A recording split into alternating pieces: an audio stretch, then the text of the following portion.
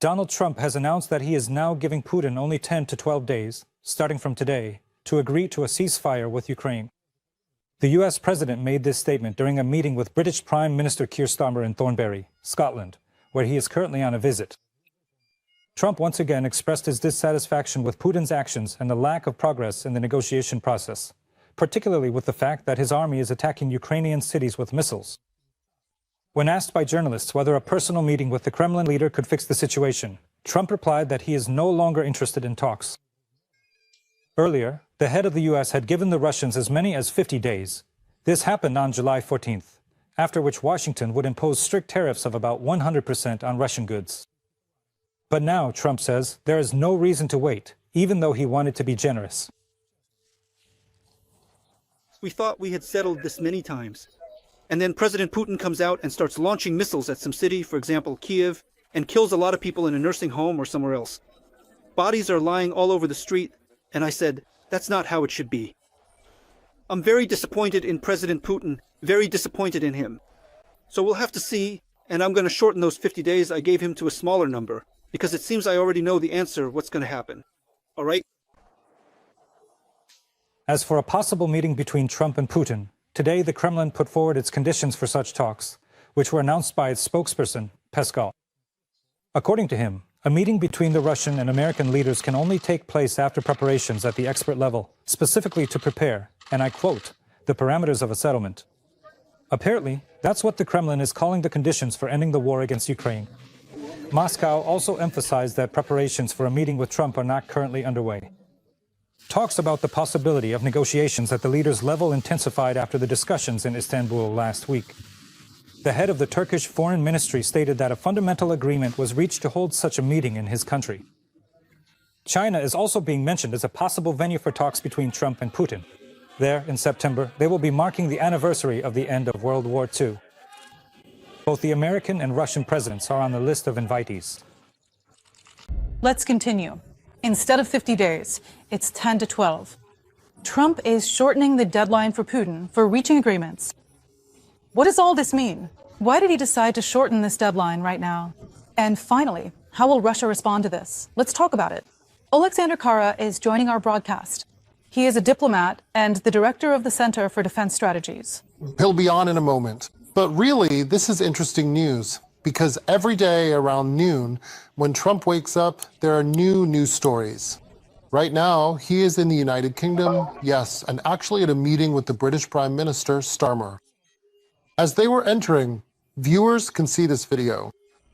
It was at this meeting that he announced, as a response to the constant shelling of peaceful Ukrainian cities by Russia, that he is shortening the period to 50 days. He stated that he expects regular deliveries. He said that his dissatisfaction. Yes, not only did he express his dissatisfaction with Putin, but also that he continues to attack civilian homes with his missiles and shahids, despite what he says about peace, achievements, and his supposed intentions. But, well, we know that words, well, they don't mean all that much. Actions speak for themselves. Next, we're bringing a guest into the broadcast. Alexander Kara, Diplomat Director of the Center for Defense Strategies. Alexander. Welcome, Mr. Alexander. Good afternoon. Hello. So, Trump's latest statement. How would you interpret it? Explain why now. Why did it go from 50 days to 10 or 12? Aren't we celebrating too soon? Well, first of all, it's unclear why it was 50 days, why it was a couple of weeks, and so on. That's hard to explain. I think it's just, some psychological states of Mr. Trump. And of course, certain people influence him, including, as we've learned, the First Lady has also had an influence. And it's clear, well, it's absolutely clear that Russia has no intention of stopping this war. It is ramping up the production of drones and missiles. And in fact, it carries out massive bombardments of Ukrainian cities almost every day. And I think that every morning, Mr. Trump receives intelligence briefings with images of all these horrific strikes. So I think that, most likely, this is more of an emotional thing rather than something based on intelligence community reports, which, well, I believe are absolutely clear in stating that the Russian Federation has no intention of stopping the war. And most importantly, what the Russians demonstrated during several meetings in Istanbul, I don't even call them negotiations, of course, because in essence, they weren't, was their unwillingness to make any serious agreements.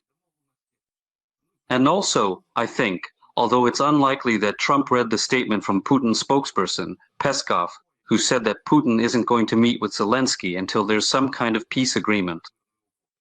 And it's clear that we won't have this peace agreement for at least another generation, unless, of course, the Russian Federation collapses and other states appear in its place, which would agree that this was a criminal war and crimes, and so on and so forth, and they would be ready to free the occupied territories. So let's see what happens, what the reaction will be, because he said he would shorten this 50-day period. Is he ready to take serious steps? And there could be serious steps in two directions here. First, that's putting pressure on Putin, real pressure. And here, the Graham Blumenthal bill could help him, although it hasn't been voted on yet. It provides an opportunity to influence those who buy Russian oil and supply the Russian Federation with components and technology for weaponry. And second, of course, that's arming Ukraine. Thank God, he finally opened up the U.S. defense industrial complex for purchases for Ukraine, though at the expense of our European partners. And of course, the issue here isn't just about air defense systems, but also other types of weaponry. First and foremost, these are modern combat aircraft and missiles capable of striking deep inside Russia, well, on the territory of the Russian Federation, something that could change Putin's calculations and push him toward a ceasefire and possibly a frozen conflict, because I have absolutely no doubt that we won't see a resolution to this conflict through any kind of peace agreement. You mentioned reports at the beginning. I wonder if, in Trump's daily briefings, they included the drone that flew to Lithuania today. They're still looking for it. Lithuania has announced it is strengthening its air defense. And at the start of our slot at 12, in a conversation with a military expert, he said that this could be a way of testing NATO's Article 5. And what do you think, considering that military exercises will begin in Belarus this fall? Could this be a kind of test, a way of probing certain NATO member countries? Absolutely. If we look at Soviet history and the confrontations during the Cold War, especially in West Berlin, Soviet forces, both the KGB and the military, constantly provoked their Western counterparts and watched how they would react. If the reaction was weak, they considered it their territory already, and they would push further. The Russians are doing the same thing now. Secondly, I really like the intelligence assessment by Danish specialists who say that the Russian Federation will need about half a year after a ceasefire or the end of the war in Ukraine, to be capable of waging a border conflict with one of the countries. And if you look at the map, you'll see that we basically have Finland there, Estonia, and of course, Lithuania and Poland through the proxy country of Belarus. And most importantly, the Suwalki corridor is strategically vital for the Russian Federation as it provides access to the Kaliningrad enclave. I would go even further and say that nothing is stopping Putin from carrying out a certain aggressive provocation. And for that, he doesn't need the kind of forces and means they're using against us. And, for example, let's imagine a situation. The Russians invade and seize, say, 10 square kilometers of Estonia, deploy tactical nuclear weapons there, and, threatening to use these weapons against NATO member countries, demand some kind of diplomatic resolution. And if NATO is not ready to respond with conventional forces or nuclear weapons, this would essentially mean the collapse of what has so far been a successful defense alliance. So, you don't need a large number of forces and resources. I think the Russians are considering these kinds of hybrid methods. Especially since in Estonia itself, there is a huge number of non-citizens of Russian origin who live by Russian television and have the Russian world flourishing in their minds. And of course, they can play a role, just like we saw with those Gherkin, Borodai, and all the others in Donetsk, Luhansk, and Crimea. And naturally, this would serve as a pretext for an invasion by the Russian Federation. An interesting point is that today Trump made his statement while standing next to the British Prime Minister, Keir Starmer. He is currently visiting that country. We know about the unconditional and very strong support for Ukraine from the United Kingdom. Could there be some connection here that Trump made this statement specifically while in Britain with Starmer? And does this mean there is an understanding between Britain and the US regarding actions to support Ukraine in countering Russia?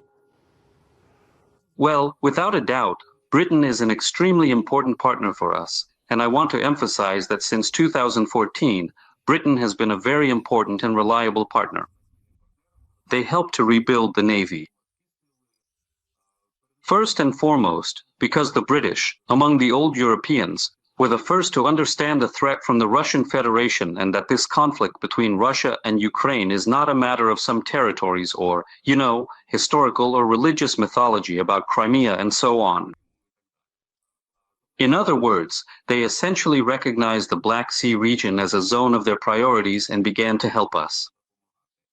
And without a doubt, both Starmer, Macron, and in fact all the other leaders of the largest European countries, in their meetings and communications with Trump, talk about Ukraine, about the threat from the Russian Federation, and about what needs to be done. I think this is absolutely not a coincidence, and it's not just that a journalist asked a question, but the fact that the British Prime Minister actually worked through this issue with Trump.